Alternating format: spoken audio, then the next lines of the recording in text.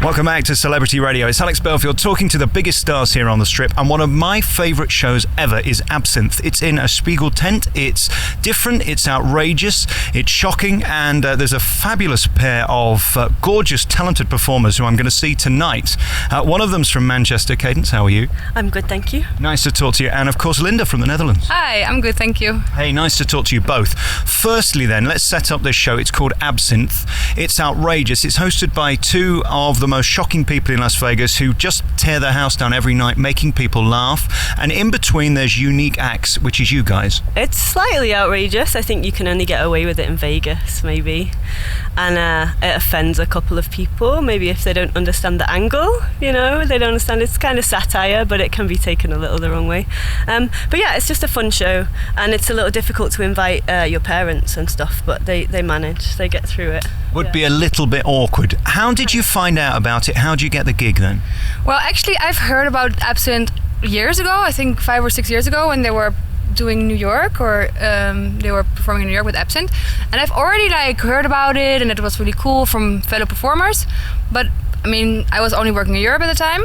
So then when I met Ross, the owner, how do you say this, he came to see a show of mine in Amsterdam, and he asked me to be part of Absinthe. I was very excited. I was like, yeah, let's do it. And it was a very hard challenge for us to get there, because we needed a lot of training, and a move to the US is kind of a big thing, to just leave everything behind. And it was a very short notice too, but we're here a year now, and actually next week we've done a year, and it's all been actually very awesome. Yeah, it worked a lot better than we thought, I think. Yeah. We've had more success in training and things like that than we expected, so it's all a bonus, yeah. A few years ago they said to me, do you want to interview this guy called the Gazillionaire? And I said, yeah, I suppose, what have I got to lose? And there I was, sat in these two chairs, and it was interesting. He's a character, isn't he?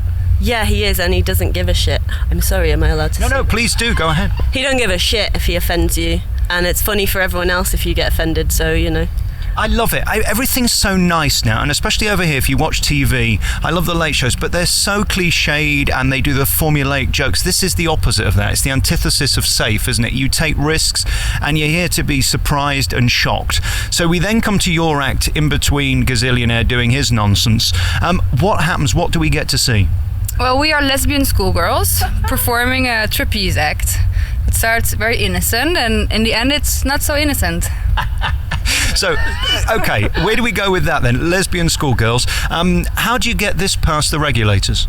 I don't know if there is regulators here. Is there such a thing as a regulator in Vegas? I think in Vegas, anything goes, no? I think so. Well, it's like the first time I saw Zumanity, and you've got the little guy, the little chap, 2 feet tall, in the bath with the guy who's about 6'7". It's about shocking and making you rethink, isn't it? That's what these acts are about. Yeah, but it's not like Zumanity, where it's purely sexual. It's very different to me, because Zumanity for me is very sexual and very explicit. For us, it's more, it's comedy and it's also, Did you just say comedy sexual? Yeah, man, you can have that. It's like edgy. It's a bit dirty. It's not like, I went to Zumanity and I felt like it was soft porn a little bit. Whereas here I'm like, oh my God, it's just funny and dirty, and sex is funny, right? Well, it is, especially when it's somebody like me, because I'm deeply unattractive, as you can see. And, I was told years ago, if you can make a woman laugh, you can get anything. When I've taken my clothes off, they're still laughing. It's disappointing. Well... You could deny it. Right. I'm laughing at you, laughing with you. Yeah, right, okay, story of my career. So let's talk about you two and how you get here then. So you're from Manchester. How do you arrive in Las Vegas? Oh my God. It was via a lot of places. I started circus school, and then my first circus school was in London. Did 2 years there, but for our discipline, it wasn't the best. I didn't have the best time there. We moved then to the Netherlands, which is when I started to work with a different teacher, and I did 2 years with that teacher, and it's the same teacher. So he introduced us. We were both looking for another partner, and she got this gig, and she really needed a flyer who was capable and could be ready. And yeah, we did. We met and we trained for 2 months every day with Yuri Sakalov. He's insane Russian, but a genius at this, and he just got us ready. And it was hard work. We did premiere, and it was all came around too quickly. But yeah, it kind of just happened in a blink, really. She called me and she said, oh, there's this job in Vegas, are you interested? And I was like, okay, I was supposed to be for 5 months first, but it ended up being a year. And here we are sat at 3 o'clock in the afternoon. You've 2 shows tonight. I mean, this is a full-time job. Yeah, it's a full-time job. I guess in the hours it is, but we have a lot of free time in the day. I mean, we do 2 shows a night. Today we train, so we're here really early, but that's our choice. We want to try to progress and go further. But normally we just do 2 shows. We arrive at 7-ish, 7:15, and we get out of here at 12. Well, we only do twice our act, and our act is fairly short. It's just 6 minutes. Obviously, we have to warm up, do makeup, put our costumes on, and we have like preparation time. But we have a lot of time during shows. I study Russian, she studies French. And in the day I have all day when I wake up until 7. So in a way, we have time to do other things. We have a lot of time, and we make a choice to train, so then it's longer days. And this is just particularly early because our coach came. But I don't feel like it's a full-time job. We train twice or 3 times a week, and when you do shows, you're here from 7 till midnight. It's more of a full-time job for your head. It can be a bit of a head fuck, but it's more like a mentally full-time job. There's a lot to stress about sometimes, and a lot to like mentally prepare yourself for.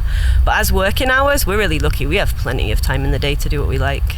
So we got as far as the Lesbian Schoolgirls. Sorry to come back to that. And of course, the thing about you two is you're both delicious. And I noticed this the minute I saw you. How much pressure is it to avoid the buffets here? Why have you gone red? What, am I embarrassing you? No. I'm just it's radio, so it's fine. Yeah, it doesn't matter. You can check. No, but nobody check. Nobody actually Google us and check. Oh, I'd love to Google you. We were talking about being delicious and avoiding the buffets, because this is a town where you could get really fat, isn't it? Well, yeah, I guess, but I think it's more an American thing, or it is to me. I feel like here, what the people eat, it's just insane. Like from here to home, I think I drive by 8 McDonald's. Seriously, 8 of them. So yeah, of course we have to watch our weight, but we have to do that because we are in the air. I think we already had our eating habits before we came here, and for me, like, I don't eat wheat and gluten, and I try and avoid sugar, but I come to America, that's hard to avoid sugar, so I notice a little more. But yeah, you can't. I'm never really on a diet. I just eat the way I eat, and if you eat the right things, you can eat what you like, and you can go to a buffet here and just make the right choices. But it is the town to eat really nice food. We like to go to nice restaurants and things like that. But this is a betting town. I arrived yesterday. I'm here for 2.5 weeks. I think I could put on 3 stone by the time I leave. What do you think? Are you prepared? $10 bets? Yeah, sure. Absolutely possible, isn't it? Now, what's interesting about you is your height, and you're different in stature. Neither of you are big at all, but I guess because of what you do, you have to be different in frame. Yeah, I have to stay really strong and really light. I'm actually really tall for a flyer. I'm ginormous. I'm 5'3", so huge. But yeah, if you go to Europe, the flyers are all so small. So yeah, I have to watch my weight. But I think we're both like, I'm tall for a flyer. She's tall for a female catcher.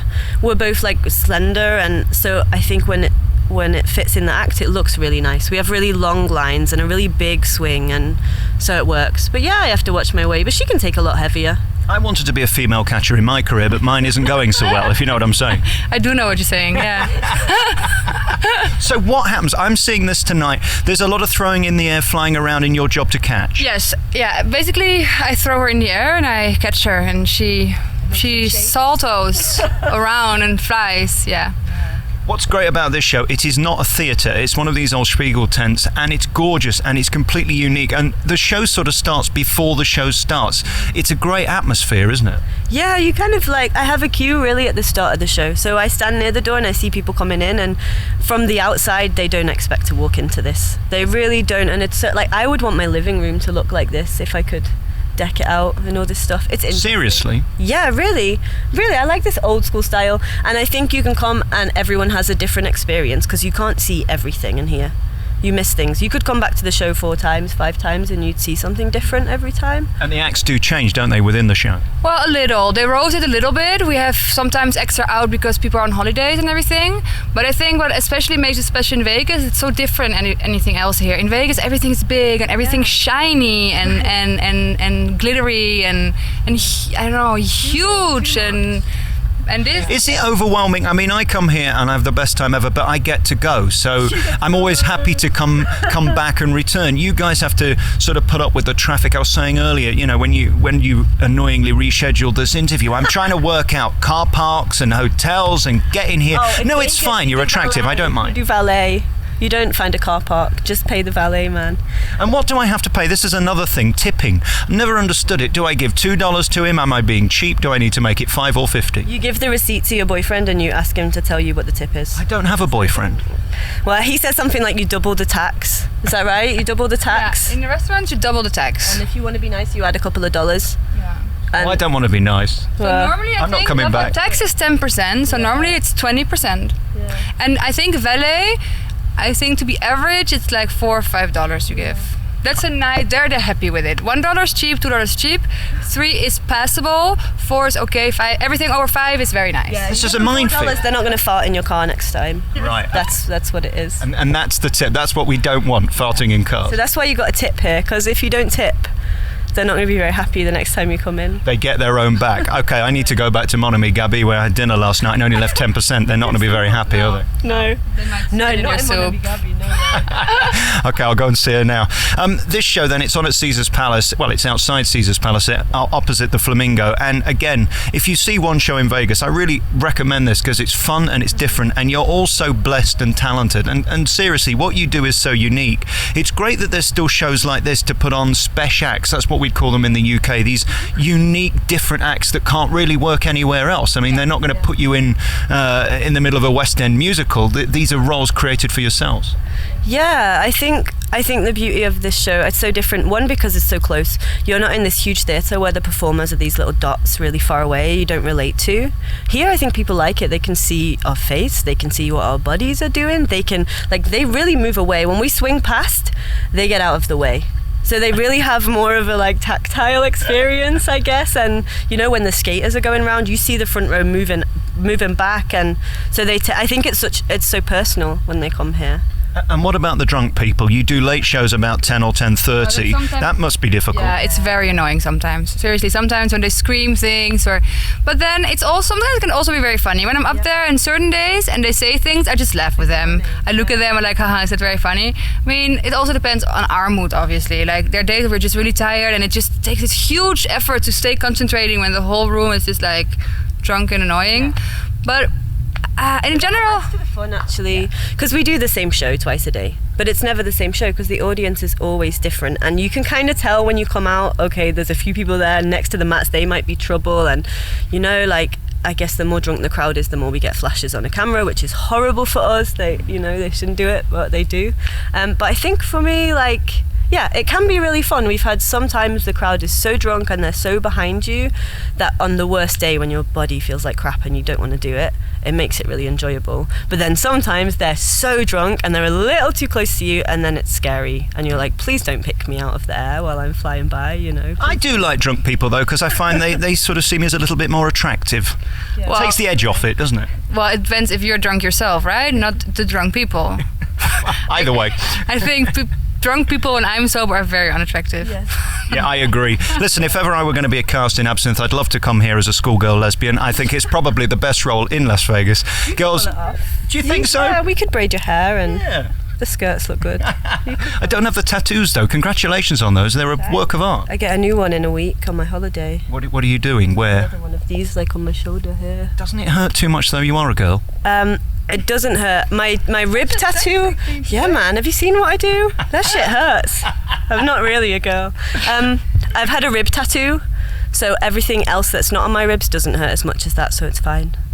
Well, congratulations to both of you. What a fabulous show this is. Absinthe, it's on here at Caesar's Palace. Really nice to talk to you, and good luck with the show tonight. I'll see you at 10. Sure. Thanks. We'll see you there. Thank you. See you tonight. Bye.